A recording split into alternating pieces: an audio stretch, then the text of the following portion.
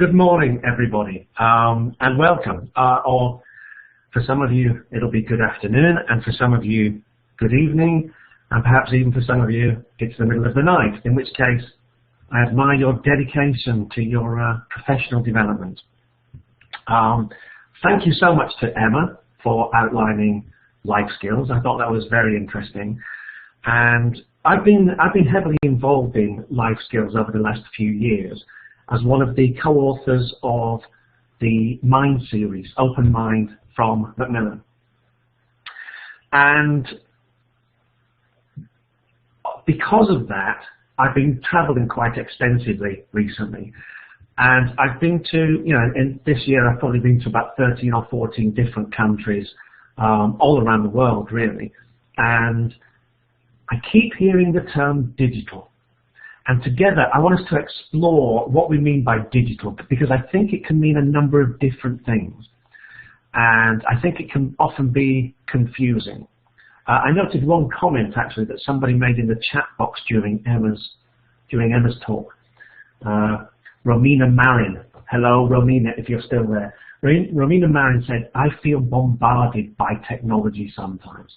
And I'm sure that's a feeling that we can all relate to.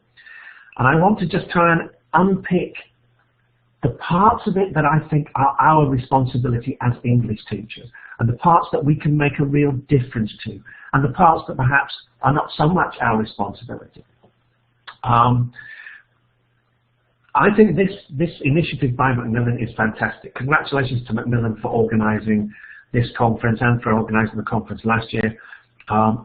Isn't it amazing that we can bring together right now 739 people, plus me I guess, maybe 740, all together in the same virtual room to discuss these issues around the world. I'm going to try a quick tech test, okay? Now if you look up at the top, you should see your own name, I think, under participants. I think you should see your own name. And then a little drop-down menu that says A, B, C, D. And then underneath that, none. You see that? This is for conducting polls. So I can poll you, I can ask you a question, and you can all respond A, B, C, D, and we can see how it breaks down amongst the participants of the webinar. So we're going to attempt a quick poll now, okay? The poll is simply going to be A or B. If this is your first day attending a webinar, either this one or Emma's webinar earlier, then I want you to click A. But if you've got some experience with webinars and this is not your first webinar, then I want you to click B.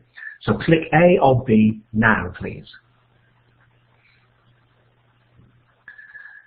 Oh, here we go, fantastic. All right, the results are coming in, that's good. Keep clicking.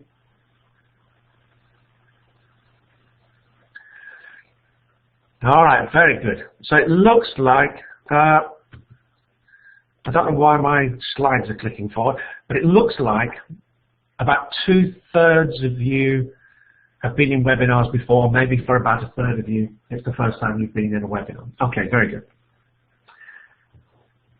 Webinar skills are going to become a key part of what it means to be a professional going forward. The ability to, from my point of view and from the point of view of some of you, the ability to give webinars is going to be crucial, because look at the reach that this can have in terms of us making professional contact right now around the world, compared to me having to travel to see groups of you individually. But also from your point of view, I think the ability to be a participant in a webinar, to be as familiar as you can with the webinar platform, to take part in chats and to take part in polls like you just did, I think those are key digital skills going forward as well.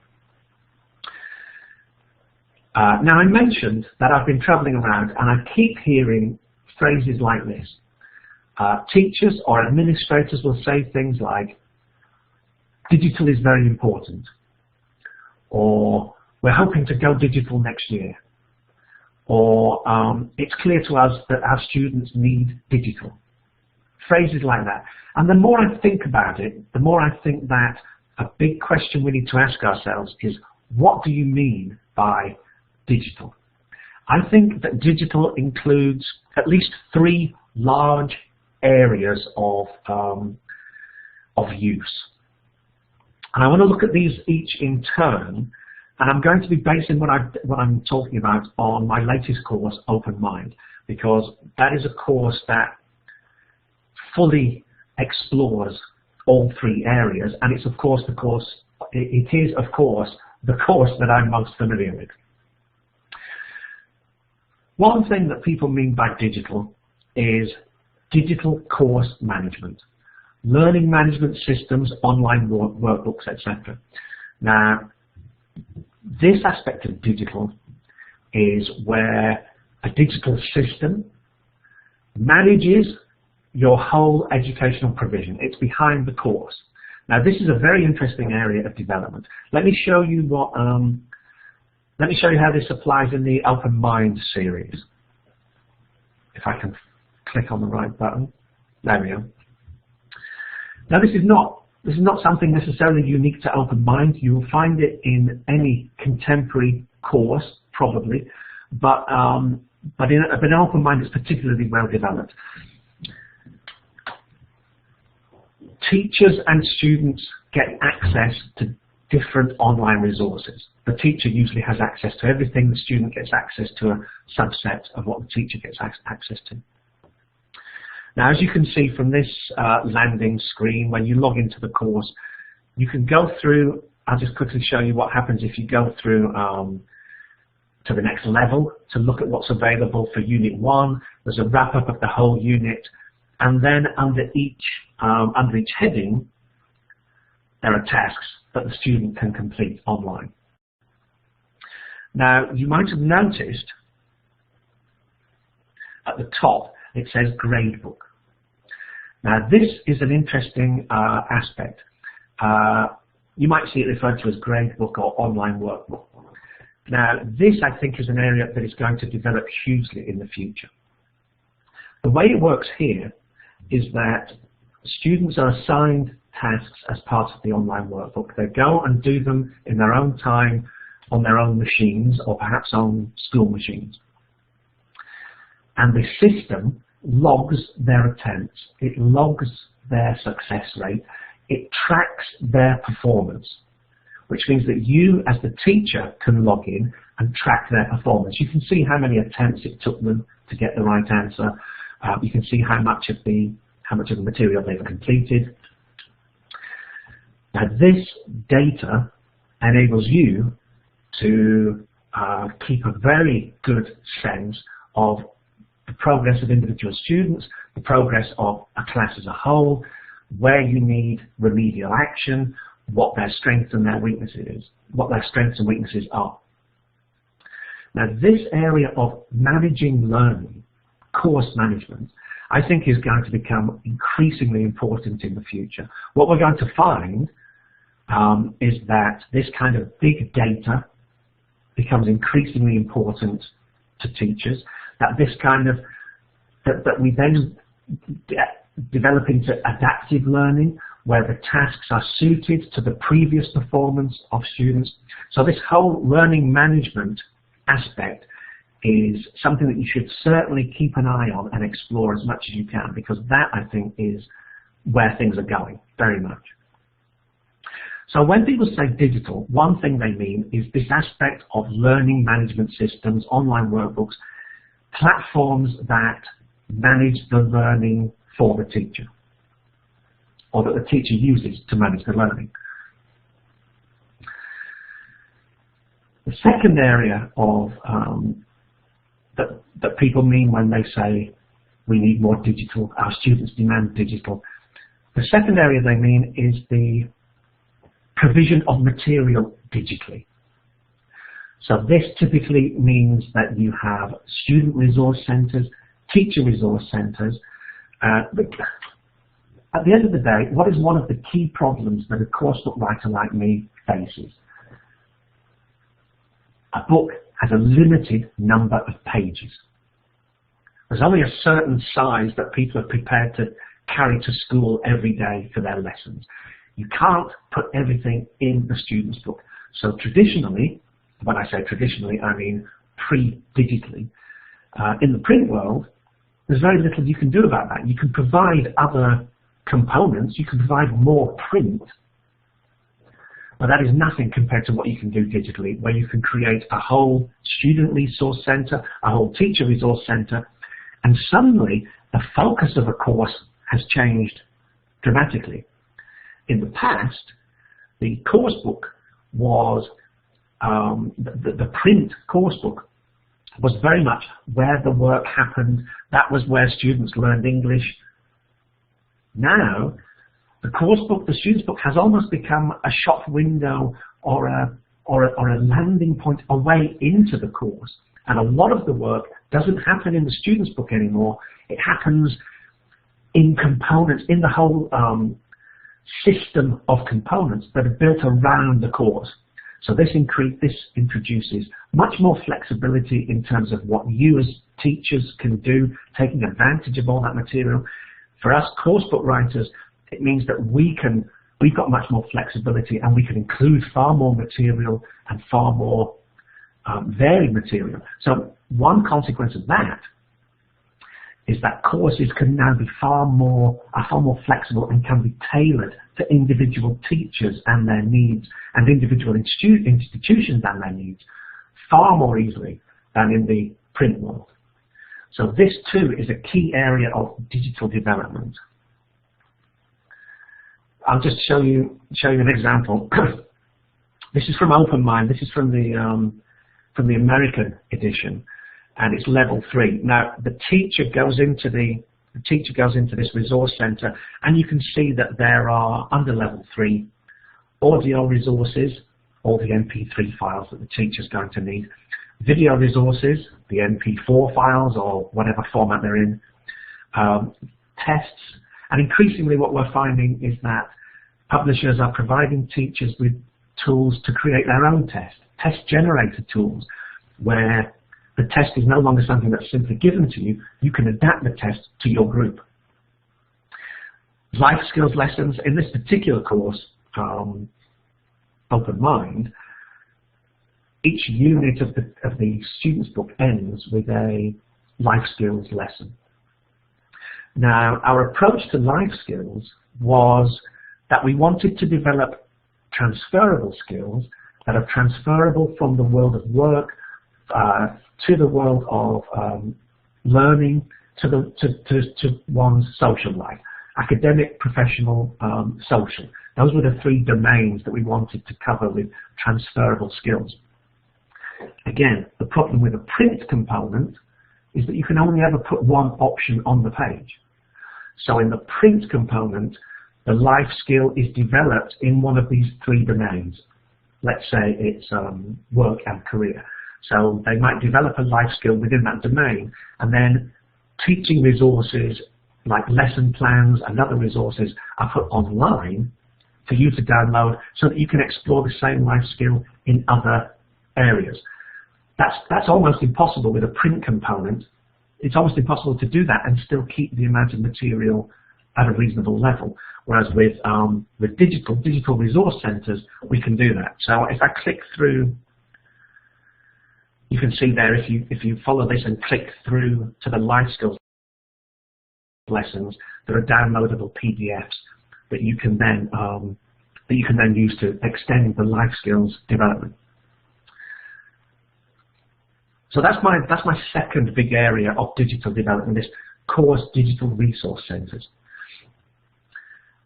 The third area is digital literacy skills. We're very familiar with the idea of literacy skills. This is at the heart of what we do as teachers.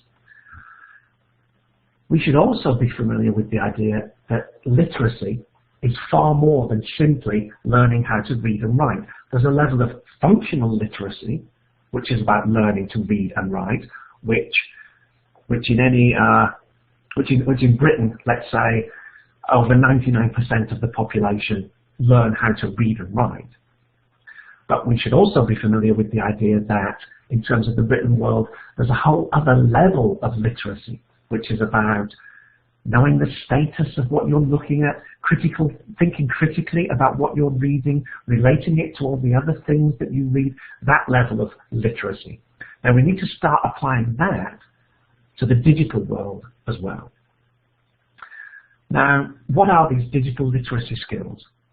There are a couple of different, I want to show you a couple of different models of ways of looking at it, and then I want to show you what I think is a very simple yet powerful way of looking at it.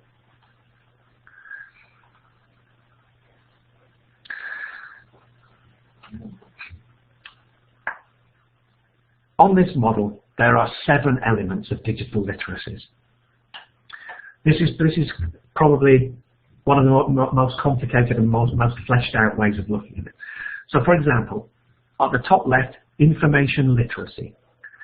This is about knowing when you need to find certain information, where to go to find that kind of information, then sharing and using that information, sharing it with others.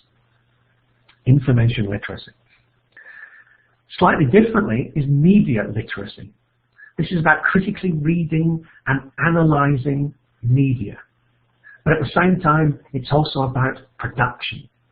In the same way that when we are talking about literacy, we don't just mean the ability to read and understand other people's arguments. We also mean the ability to write and construct your own arguments and texts. Media literacy is the same applied to multimedia. It's about understanding and critically reading what you encounter, but it's also about the ability to produce and create your own media. Communications and collaboration. This is about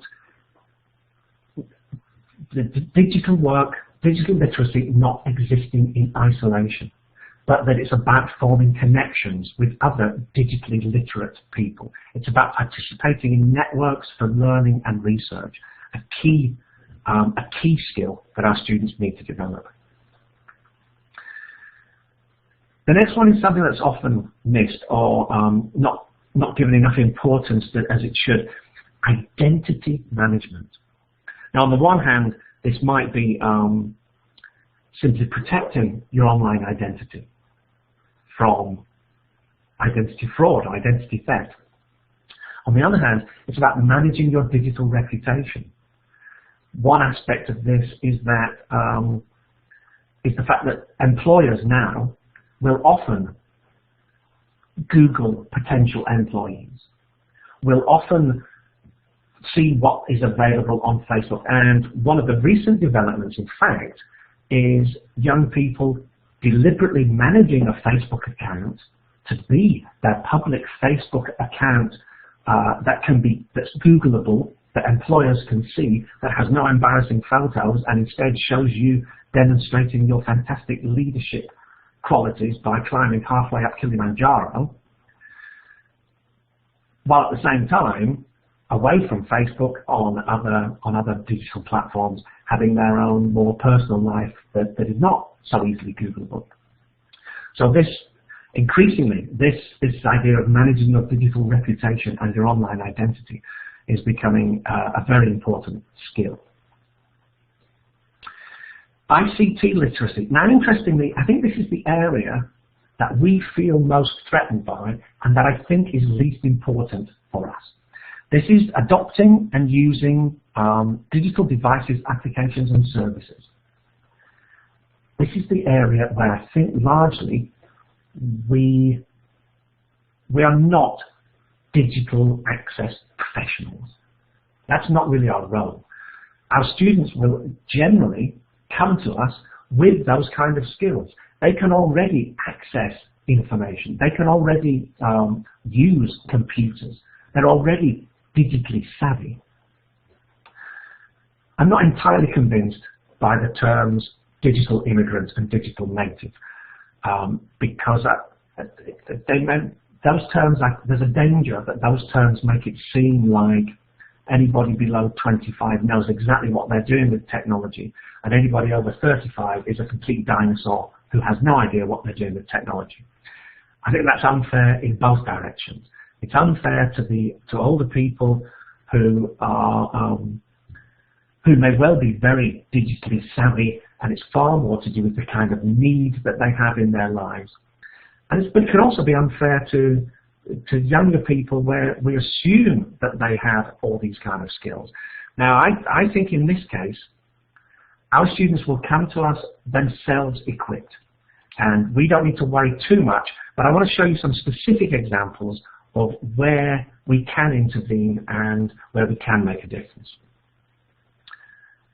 Learning skills. Increasingly, this kind of digital literacy is very tightly connected to your ability to learn, your ability to take part in technology-rich learning environments. And finally, on this model, digital scholarship, participating in academic, professional, and research practices. Okay, so digital literacy on one level could encompass all of these aspects, but I think this is rather overly complicating things for our purposes. A slightly simpler analysis, this is based on the Partnership for 21st Century Skills. This is the American project to develop 21st century skills in K-12 mainstream education in the States. And this has been very influential in terms of setting the tone for a lot of competencies, competence specifications around the world. They focus on just these three areas, which I think is far more manageable. As we said, information literacy. This is about accessing information, evaluating that information, and then using that information. And all of those three areas are areas that skills that need to be developed. As we said, media literacy. This is about analyzing media, knowing what you're looking at, knowing what kind of biases it exhibits, being able to understand the position behind the media that you're looking at, and then yourself being able to respond, being able to create media that expresses your own argument or your own position or your own opinion. And then ICT literacy, this is about the nuts and bolts of using computers, using devices, using tablets, using various platforms, accessing through different avenues. And then, of course, we shouldn't lose sight of the fact that our aim is to get our students to do all of this in English. So we need to be constantly thinking about how does this differ, if at all, from how they would do it in their L1. For example, analyzing media, how is that going to be different in L1? And creating media, how is that going to be different in English compared to in L1? What specific areas of language do our students need to develop in order to be able to be effective at these skills, not just in isolation, but in English?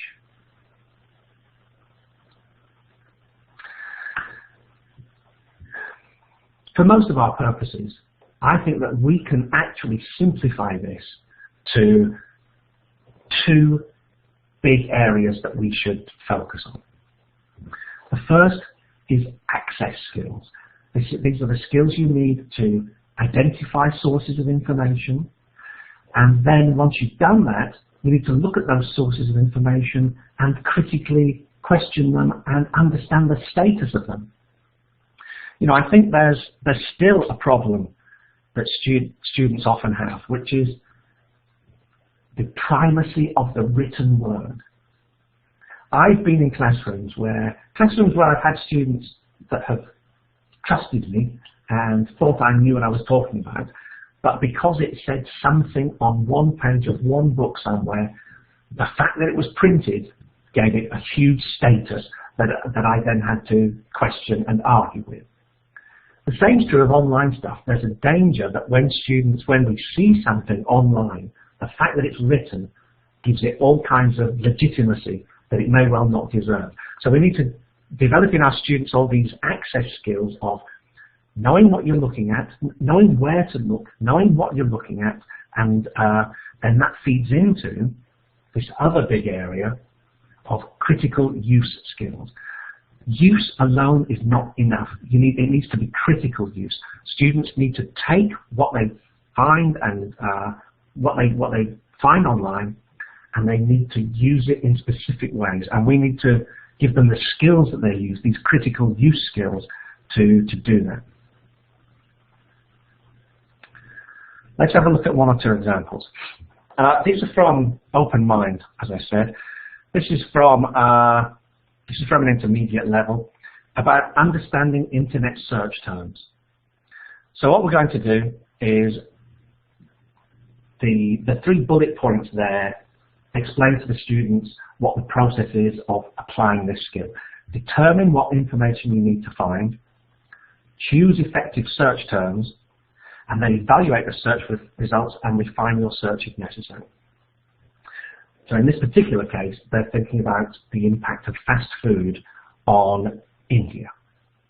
Okay, so they've been given an essay topic and they need to do some research to get some information to back up the essay that they're going to write. Now, with a partner, they discuss different internet search terms. Here in the box in B, you can see they're given search terms: top fast food companies India, non-Indian fast food companies, fast food effects in India. So the aim here is to heighten their awareness through discussion of how the choice of search term will help to determine the kind of results they get, and how they can start thinking. That prepares them for thinking about looking at the results critically. Then they go through looking at the terms. You know, search engines like Google will typically use Boolean logic, where you can use terms like and or, and you can use asterisks as wildcards, and you can use minus signs to remove certain results. So in class, in groups, they all share their knowledge and develop their awareness of how the technicalities of search terms. Which then leads into, now obviously in practice, if you've got the facilities, get them to actually put these terms into different search engines, see what kind of results come up. Here on the page we provided some results, in the typical kind of formats that you get back from Google, where you get a headline, a title, and then a very brief abstract of the information, and the ability to choose to select the right kind of results based on that is a key digital literacy skill. Then they work through the rest of it, comparing their results, etc. So that's one aspect. Another aspect is the whole area of information, digital literacy skills, also in comparison to print literacy skills, where here they're given a class assignment. In fact, they choose one of the topics, and then they discuss where and how they might find relevant information to help them research that topic. Is this something that's best looked for online? Is this something that's actually best looked for in a library? Is it something where official websites are most likely to be useful? Is Wikipedia useful? What is the status of Wikipedia? How much confidence can you have in Wikipedia? This whole lesson explores all those issues. So that's the area of access. Just a couple of examples of how we've tried to introduce these kind of access skills into Open Mind. I'm just going to quickly show you a couple of examples of critical use skills as well. This spread is all about protecting digital privacy. Remember, one of the key areas was identity management, identity protection. This is about understanding threats to digital privacy, thinking about practical steps you can take to increase digital privacy, and then taking digital security measures in your everyday online routines. Something that they may well already be doing in L1, but this also helps them to kind of focus and discuss and L2, and to raise activate all the kind of particular language that's relevant for L2, for English. Now this one's interesting because this comes back to the area of media creation. This is about building communities. First of all, considering the type of community you want to create, decide on the community's goals, and advertise your community. So this is actually a crowdfunding website. This is what they're working up towards. It's a crowdfunding website where they want to set up something called Service Swap, or something similar. The example is Service Swap. Service Swap, in this case, it's a kind of barter system where people swap services without the use of money. Okay? And so they actually are putting together their proposal for a whole online service similar to that. The particulars are down to them and their group. So this is part of the media creation aspect, where students not only need to be able to decode all this stuff, they need to be able to encode it in their own production. Okay, now, I was given half an hour. I think I've had half an hour. I just wanted to outline to you those very broad areas of potential digital. Whenever you hear somebody say, in your teaching situation, we have to go digital, or we need digital in our classrooms, or I remember when I first started teaching in Greece, I taught in a small town near the Turkish border in the mid-90s, and I kept hearing the phrase, the internet is coming. Well, digital is coming. If you're already using digital in different ways, then that will only become a bigger part of your teaching. If you're not particularly using digital yet, then digital is coming. And it will come in 3 different forms. It'll come as learning management systems in your schools as part of courses. It'll come as resource centres, which are a big part of courses today. And it will also come in the need for you to be developing your students' digital literacy skills so that they can use their English effectively in the workplace, in their ongoing academic life, and in their social life outside the classroom. That's what I had to say to you today, really. I'm very happy to listen to questions. It's all gone very quiet in the chat box. So if anybody has any questions now, I'll be very happy to hear them.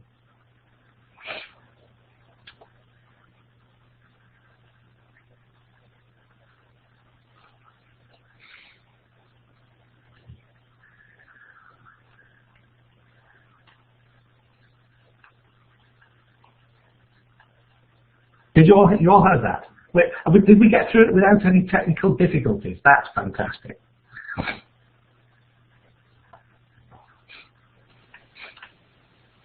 Right, okay, lots of thanks. Well, question.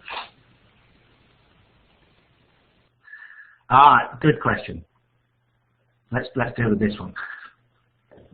This is from Tata575. Her question, sorry, I said her, his or her question is, focusing students' attention on technology, won't it provoke plagiarism even in a simple essay writing? Very good question. And in fact, in Open Mind, we do have a whole life skills spread, which is an attempt to explore this whole area of plagiarism.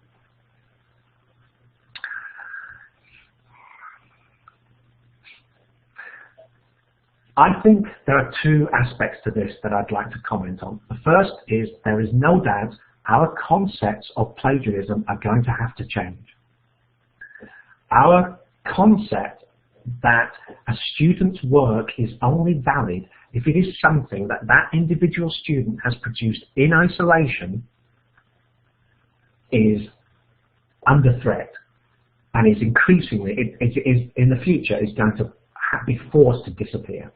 Because increasingly, the way in which students actually are going to use their skills and their English is in team-based environments, in group-based environments, and the ability to be a team player is going to become far, far more important than the ability to produce your own individual work in isolation. So one aspect of that, I think that plagiarism itself is a rapidly developing concept at the moment.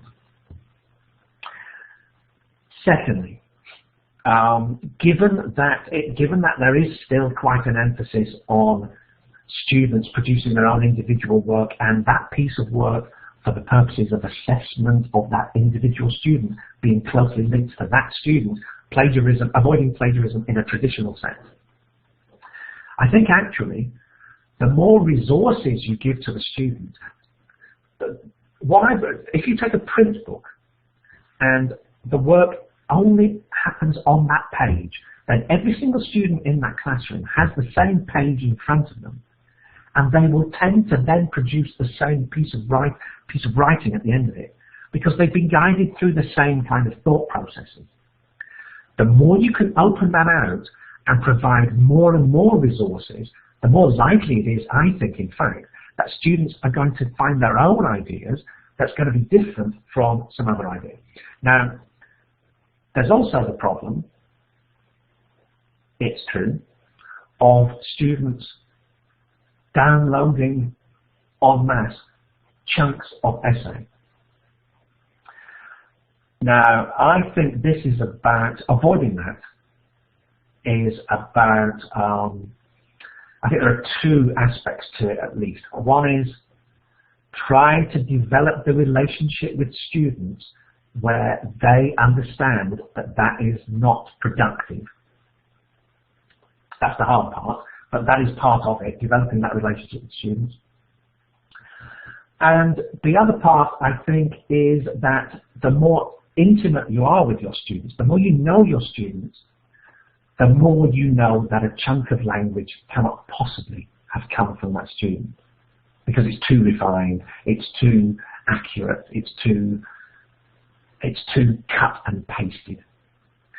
So I think those are the kind of general issues around plagiarism that I would highlight right now. Okay, let's just find another question. I can't see Saturn. I'm going to have to scroll up the.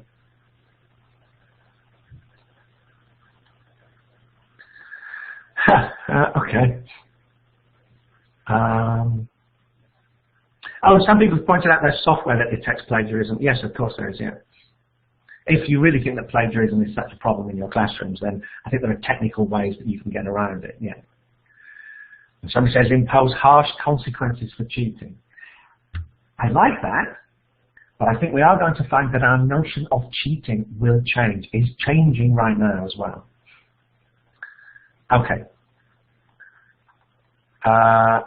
Let me grab one more question.